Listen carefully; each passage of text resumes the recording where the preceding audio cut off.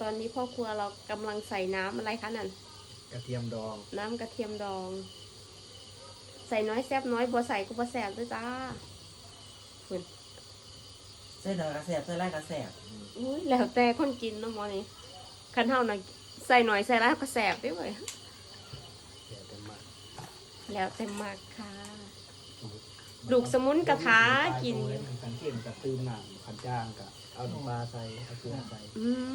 ค่ะนี่แล้วค่ะสูตรบ่ เข้ม ตา แม่ ย งเท่นะทีละปรุงใหม่ก็ต้องปรุงใหม่ ขั้นตอนมันเข้มก็คือเฮ็ดจังได๋ล่ะบัดนี้ล้างน้ำบ่ ขันเข้ม เทน้ำทิ้งแล้วปรุงใหม่ยังไง บ่อู้ยเว้ย ครับ สูตรนี่สูตรบ่ตายตัวอีหลีตัวนี้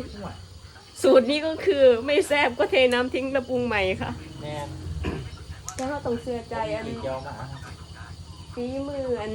พ่อครัวหัวปลาเขานะคะถ้าสิได้กินแซ่บๆลูกสมุนกระถาอยู่มังหันนี่เรียกกันสาบลาบเลยหอมเลย ยาคนพูดเลย